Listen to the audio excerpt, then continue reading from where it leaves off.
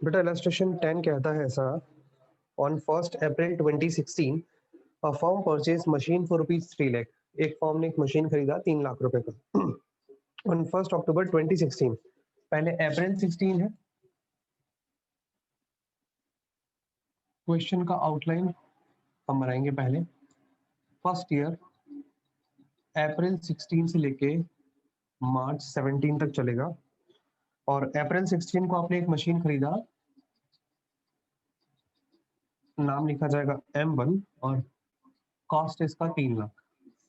कहता है क्वेश्चन 1 अक्टूबर 2016 को एक और एडिशनल मशीन खरीदा, तो अक्टूबर 2016 इसी ईयर में आएगा। Additional machine costing rupees 1,50,000 was purchased on 1st October 2017. The machine purchased on 1st April 16 having become obsolete and was sold for 135. M1 बेच दी अक्टूबर 17 में। अक्टूबर 17 अगले साल में आएगा। अगला साल अप्रैल 17 से स्टार्ट होगा, मार्च 18 तक चलेगा। इसमें 1 अक्टूबर 17 को हमने अप्रैल 16 को जो मशीन खरीदी थी उसे बेच दिया 1,35,000 में। M1 को सोल्ड किया 1,35,000 में। शो रहा है 1,35,000। ठीक है। इसके आगे लिखा है ऑन 1st अक्टूबर 2018। इस साल में तो नहीं आएगा, अक्टूबर 2018 अगले साल में आएगा। अप्रैल 18 से लेके मार्च 19 इस साल में अक्टूबर 18। इस दिन हमने क्या किया, new machine was purchase for ₹3,75,000। इस दिन हमने M3 खरीदा 3,75,000 में, while the machine purchased on 1st October 2016 was sold for 127,500 on the same day। हमने इसी दिन 1 अक्टूबर 2018 को अक्टूबर 2016 में जो मशीन खरीदी थी, मतलब M2, इसे हमने बेच दिया। क्या प्राइस में बेचा इसका? 127,500। ठीक है। फर्म डेप्रिसिएशन 10% के अकॉर्डिंग लगाती है, ओरिजिनल कॉस्ट मेथड है। ठीक है। और आपको बनाने के लिए 3 अकाउंट बोले हैं। Depreciation 10% by SLM method. Firm depreciation लगाती है 10% के अकॉर्डिंग, है ना। मशीन अकाउंट बनाना है, प्रोविजन फॉर डेप्रिसिएशन अकाउंट बनाना है, और डेप्रिसिएशन अकाउंट भी बनाना है। डेप्रिसिएशन अकाउंट मैंने लास्ट टाइम नहीं बनवाया था, जस्ट बिकॉज डेप्रिसिएशन अकाउंट में बाय आपको सिर्फ ट्रांसफर करना होता है प्रोविजन फॉर डेप्रिसिएशन, और बाकी P&L अकाउंट से उसको क्लोज करते हैं। पर ठीक है, कोई बात नहीं, अगर मैं करवाऊंगा तो अभी करवा देता हूँ। 3 सालों का आपको अकाउंट बनाना है। ठीक है जी। तो सबसे पहले मशीन अकाउंट बनवाते हैं अपन, और प्रोविजन फॉर डेप्रिसिएशन अकाउंट बनाते हैं। शो हो रहा है आपको पूरा? ठीक है। Date, particular amount, date, particular और अमाउंट। ऊपर लिखते हैं मशीनरी अकाउंट। ठीक है। यहाँ पे अपना डेट, पर्टिकुलर और अमाउंट। इलस्ट्रेशन हमारा 10 है ये। अब ये मशीन अकाउंट है। मशीन अकाउंट जनरली 3 इयर्स का, मैं थोड़ा सा शॉर्ट करने की कोशिश करूंगा, इतना ही पता है ना। और जो आपका प्रोविजन फॉर डेप्रिसिएशन अकाउंट है वो थोड़ा सा बड़ा बनेगा, तो ये तो 1 ही साल का होगा इसमें। बाकी का जो है ना वो हम लोग यहाँ करेंगे। आप लोग थोड़ा सा वर्किंग नोट वगैरह जो निकालना होगा ना, आप लोग कैलकुलेट करना उसको। Date, particular amount, date, particular amount. Last year का सिर्फ वहां तक जाएगा। डेप्रिसिएशन अकाउंट सबसे लास्ट में बना लेंगे, कोई प्रॉब्लम नहीं है, वो सबसे छोटा होता है और इजी भी होता है। स्टार्ट करते हैं। अप्रैल 16 को M1 खरीदा 3 लाख का। 1st April 16 to bank, bracket में M1 3 लाख। फिर अक्टूबर 16 को M2 खरीदा इसी साल में, October 16 to bank M2 1,50,000। 2 machine buy कर ली। डेप्रिसिएशन इस सेपरेट अकाउंट में लगेगा जो हमने बनाया है, प्रोविजन फॉर डेप्रिसिएशन अकाउंट। ठीक है। ये भी continuously provision for depreciation account ही है। तो सबसे पहले अपन यहाँ लिखेंगे 31 मार्च 2017। ईयर 2017 में खत्म हो रहा है। बाय डेप्रिसिएशन बेटा M1 आपने अप्रैल में खरीदी, अप्रैल से लेके मार्च तक पूरा, यहाँ अप्रैल से लेके यहाँ मार्च तक चलो, पूरे 12 मंथ होते हैं, 3 लाख का 10% 30,000। M2 पे, M1 के आगे मैं चाहूँ तो ब्रैकेट में लिख देता हूँ 12 महीने, और M2 खरीदी अक्टूबर में, इस पे 6 महीने का डेप्रिसिएशन चार्ज होगा। 15,000 का 10% 15,000 और 6 मंथ का 7,500, टोटल आ गया बेटा 37,500। ये डेप्रिसिएशन मेरा फर्स्ट ईयर कंप्लीट हुआ, ये फर्स्ट ईयर पूरा कंप्लीट हो चुका। बैलेंस निकाल लीजिए 31 मार्च 17, बैलेंस शीट बेटा, बैलेंस शीट में सीधा एक साथ 4.5 लाख लिखा हूं, क्योंकि स्पेस थोड़ा सा कम है हमें, हमारे पास 4.5 लाख। यहाँ तक सब बच्चे कंफर्टेबल है ना? इसी का भी बैलेंस यहाँ लिख देंगे, to balance CD 31 March 2017 37,500, total same 37,500 आ रहा है, और यहाँ पे भी 37,500। क्लियर यहाँ तक? नेक्स्ट पॉइंट बेटा, अप्रैल 17 में आते हैं, बैलेंस शीट बैलेंस बीडी बनाएंगे। 1 अप्रैल 17 टू बैलेंस बीडी 4,50,000। अब इस साल में क्या किया है, अक्टूबर 17 को M1 बेचा, क्योंकि हम इस क्वेश्चन में मशीन डिस्पोजल अकाउंट नहीं बना रहे। जब मशीन डिस्पोजल अकाउंट नहीं बनता तो मशीन के बेचने से रिलेटेड जो 3 कैलकुलेशन होती है, by bank, by provision for depreciation और प्रॉफिट और लॉस की कैलकुलेशन, वो तीनों यही मशीन अकाउंट में की जाती है। तो बेटा अक्टूबर तक आपने इस मशीन को यूज किया। बाय बैंक, पहले आप बाय बैंक लिख करके 135 इसका सेलिंग वैल्यू लिख देंगे, बाय बैंक के आगे ब्रैकेट में M1 लिखूंगा। नंबर 1, अक्टूबर तक, अप्रैल से लेके अक्टूबर तक यूज दिया, पहले यहाँ पे भी इसका कैलकुलेशन आएगा। तो पहले अप्रैल 17 को बाय बैलेंस बीडी बनाओ, ओपनिंग बैलेंस बनाए, डेप्रिसिएशन का 37,500,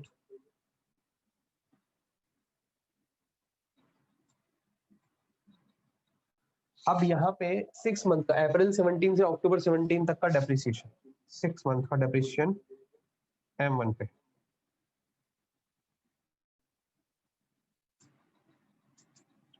तो M1 3 लाख का 10% 30,000, 6 महीने का 15,000। ठीक है, यहां तक क्लियर होता है? M1 को हमने अभी डेप्रिशिएट किया। अब यहाँ पे अक्टूबर में ही बाय प्रोविजन फॉर डेप्रिसिएशन आता है, मतलब जब से आपने एसेट खरीदी M1 उस पे आज तक का डेप्रिसिएशन। तो बेटा M1 ने 30,000 ये रहा और 15,000 ये रहा, टोटल 45,000 का डेप्रिसिएशन लगा, 30 और 15। ठीक है, यहां से देखना है। इसके बाद लॉस हुआ है, ऑब्वियस सी बात है, 3 लाख की चीज थी, 45,000 की यूज हुई सिर्फ। कितना है अपने पास? ये कैलकुलेशन आपको अपने पास लिखना पड़ेगा भाई, आप अपने पास अपनी कॉपी में नोट कीजिएगा। 3 लाख का बुक वैल्यू, 3 लाख रुपीस की कॉस्ट, 45,000 माइनस करेंगे अभी तक का डेप्रिसिएशन, तो बचेगा 2,55,000 का असेट। 2,55,000 का असेट बुक वैल्यू है ये 1 अक्टूबर 2017 की, और सेलिंग प्राइस है 135, तो सीधा सीधा 1,20,000 का लॉस। तो अपन यहाँ लिखेंगे by statement of profit and loss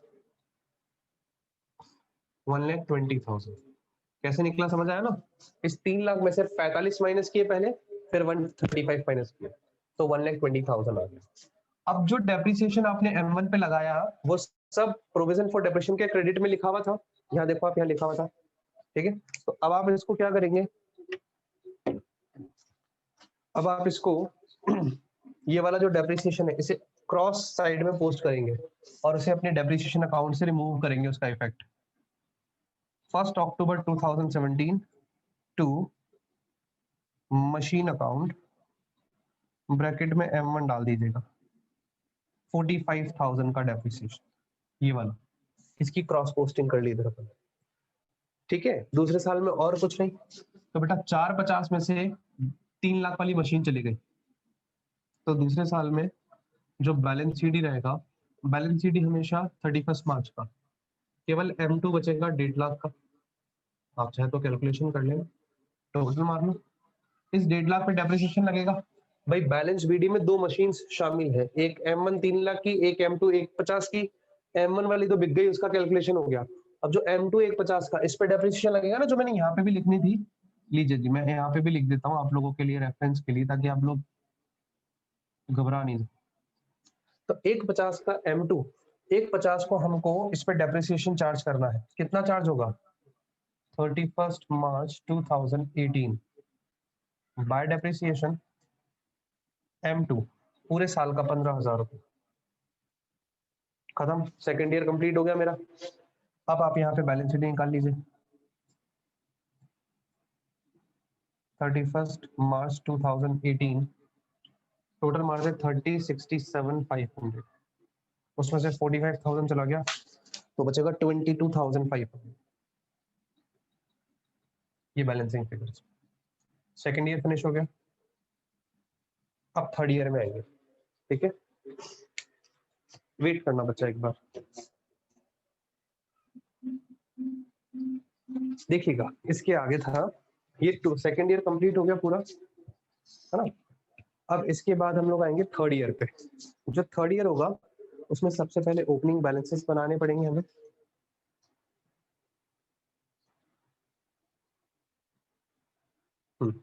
जो थर्ड ईयर होगा उसमें सबसे पहले ओपनिंग बैलेंसेस बनाने पड़ेंगे। इस बैलेंस शीट को बैलेंस बीडी बनाए 1 अप्रैल 18 टू बैलेंस बीडी 1,50,000।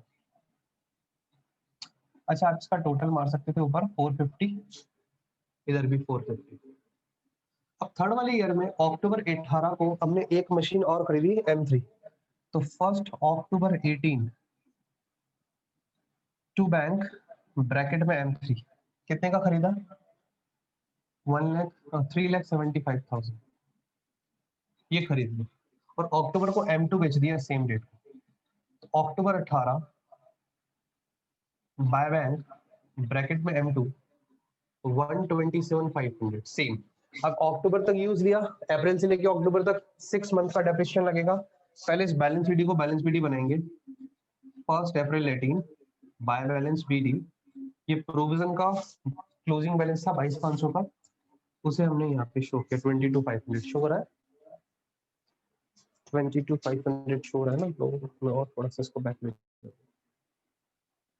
ठीक है 22,500। अब इसके बाद आपका डेप्रिसिएशन लगना है इस 1 अप्रैल से लेके अक्टूबर तक 6 महीने का।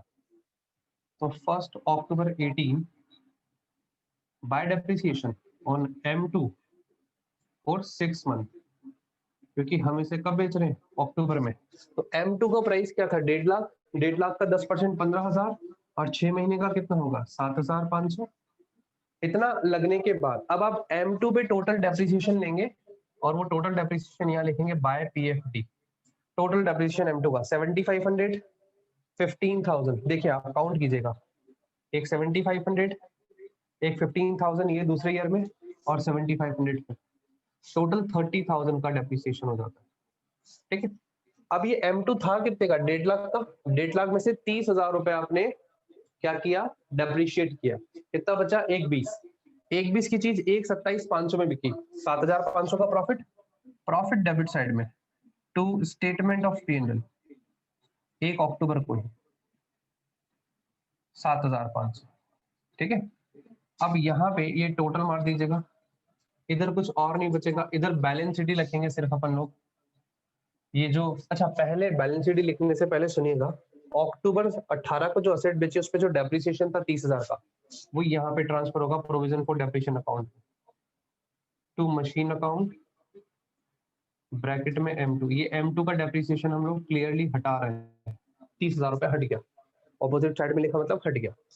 अब 31 मार्च 19 का जो बैलेंस बचेगा, बैलेंस बचा वो कितना बचेगा? 1,50, 3,75 और 7,500 रुपए। तो ये आएगा 4,75, 5,25, 32,500। अब आप इसमें से बैलेंस निकालेंगे तो आपके पास 3,75 का एक बैलेंस बचेगा, 3,75। ठीक है, बस आपका 5,32,500 आ जाएगा बैलेंस। बैलेंस ईडी में केवल M3 बचेगी, क्योंकि M1 और M2 बिक चुका। अच्छा, यहाँ पे ये प्रोविजन फॉर डेप्रिसिएशन चल रहा है, इसमें ये जो 3,75 की एसेट आपने अक्टूबर में खरीदी ना, यहाँ डेट देखना अक्टूबर 2018, इस 3,75 पे 6 महीने का डेप्रिसिएशन यहाँ लगेगा 31 मार्च 2019 बाय डेप्रिसिएशन M3 ब्रैकेट में 6 मंथ, तो 375 का 10% 37,500, 37,500 का आधा 18, 18 36, 18,500, 18,750, 18,750। क्लियर? अब यहां तक कंप्लीट हो जाने के बाद इसका बैलेंस शीट निकल चुका, इसका बैलेंस शीट भी यहाँ जाएगा 31 मार्च 2019। ईयर साथ में ध्यान रखने, टोटल मार लेते हैं 48,750, इसमें से 30,000 गए, 18,750 रुपए का क्लोजिंग बैलेंस आता है। बोलो बच्चा बैठा दिमाग में, कैलकुलेशन अब यस समझ सर। आई क्या? थोड़ा सा हो क्वेश्चन गया लेंदी है, सर। क्वेश्चन लेंदी है, एक बार आप अपने पास एसएस लीजिए। शो रहा है अच्छे से? प्रांजल बेटा अब बोल दे इसमें। सर आपने जो पहले करवाया ना, मतलब उसके बाद अब तो ये वाला क्वेश्चन इजी लगा था, आप जो कराते थे साथ साथ अब इजी लगा था अच्छा, ये। पहले जो करवाया उसके बाद अभी इजी लग रही हूँ, जो पहले हमने यस वो सर, कर। पहले सर अपन ये पीएफडी वाले सर वो होने लगा। ठीक है, मैं आपको एक चीज थोड़ा सा दिखाना चाहता हूँ, अब जरा समझना इस क्वेश्चन को। जो क्वेश्चन नंबर 14 सर और 16, क्लास में 3 ही जने हैं। कोई बात नहीं, जो भी पढ़ लेंगे।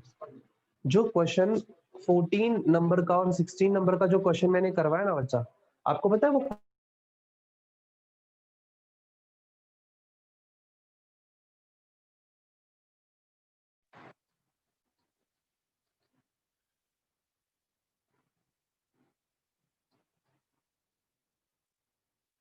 बेटा जो मैंने क्वेश्चन करवाया ना आपको, वो देखना कैसे,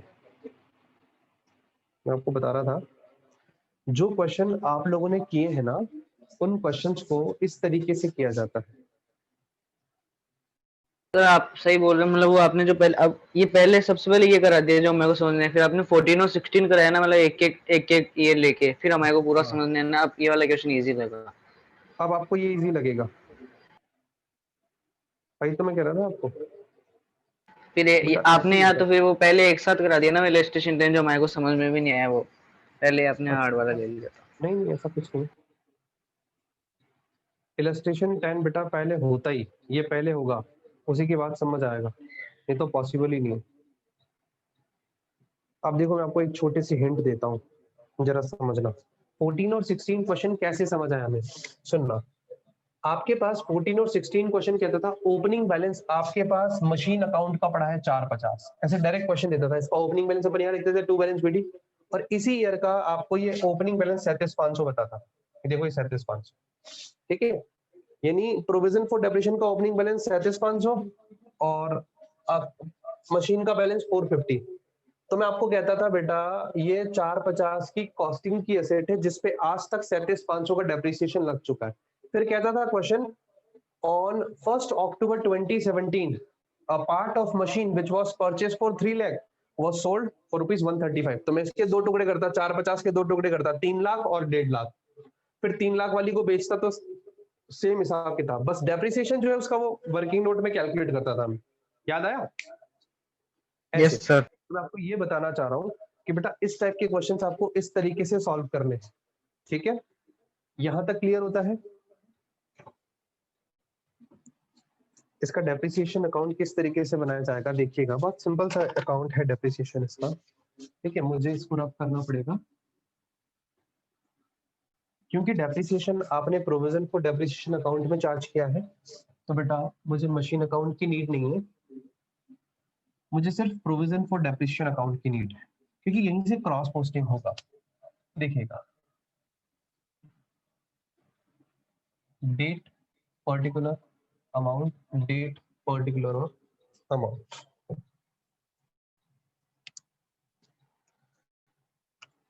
जहां आप पहले लिखा करते थे डेप्रिसिएशन के लिए टू मशीन अकाउंट लिखते थे ना, क्या लिखते हैं अपन, depreciation account, date particular amount, date particular amount. देखिएगा डेप्रिसिएशन क्रेडिट में लिखा है प्रोविजन फॉर डेप्रिसिएशन अकाउंट के, तो इसके क्रॉस पोस्टिंग डेबिट में जाएगा टू प्रोविजन फॉर डेप्रिसिएशन, कितना अमाउंट, टोटल 37,500, डेट कौन सी, 31 मार्च 17, अब एक ही साथ यहाँ पे सेम डेट को इसको क्लोज किससे किया जाएगा, by profit and loss account 37,500 साथ में। क्लियर, एक साल कंप्लीट। अब सेकंड वाले ईयर में डेप्रिसिएशन अक्टूबर में भी है, मार्च में भी है, तो अक्टूबर में 18 टू प्रोविजन फॉर डेप्रिसिएशन, ठीक है। और ये वाला 31 मार्च 2018 टू प्रोविजन फॉर डेप्रिसिएशन, ये 15,000 और वो भी 15,000, क्योंकि डेट अलग अलग थी तो अलग अलग लिखना पड़ता है, ठीक है। और कहीं पे कुछ है नहीं डेप्रिसिएशन। 31 मार्च 18 बाय P&L, ये प्रॉफिट एंड लॉस में ट्रांसफर होता है, टोटल 30, खत्म सेकंड ईयर। ऐसे ही थर्ड ईयर में डेप्रिसिएशन दो बार है, अक्टूबर 18 में, तो अक्टूबर 18 इसमें बैलेंस शीट वगैरह नहीं आता। टू प्रोविजन फॉर डेप्रिसिएशन अक्टूबर 2018 में 7,500 M2 पे, और M3 पे लगा 18,750 टू PFD 18,750, ये 31 मार्च 19, ठीक है। टोटल मार लो, यहाँ आ जाएगा बाय P&L 18 और 7 25, 26,250, 26,250। आया समझ में? ये हो गया आपका डेप्रिसिएशन अकाउंट।